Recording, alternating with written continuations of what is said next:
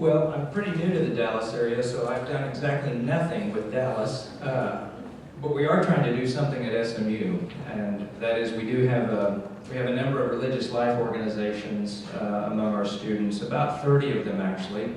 Most of them are Christian, but we do have the Muslim Student Association. In fact, I see some of the students here this evening. We have Bhakti Yoga, we have Hillel, which is the Jewish campus ministry, we have the Interfaith Dialogue, and they meet once a month.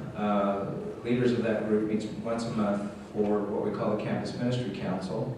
And they work on things together. And there's no grand organizational effort, but it is a forum every month for these groups, leaders of these groups, to meet and to share concerns and to communicate with one another.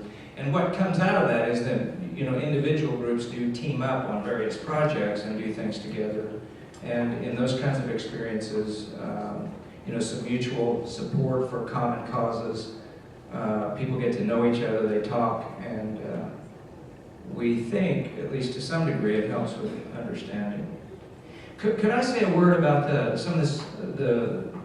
the thread of conversation we've had so far? I'd like to challenge a couple of ideas, I think, or maybe add to. I don't know if I'm challenging or adding to, or both, or neither. I have a hunch that Mark Stroman acted perversely out of a sense of justice. There's a moral, it can be an unarticulated moral vision, but a moral vision nonetheless, a sense about what's right and what's wrong, and how you deal with right and wrong. And so in addition to the focus on emotion, I think emotions are tied to moral vision sometimes.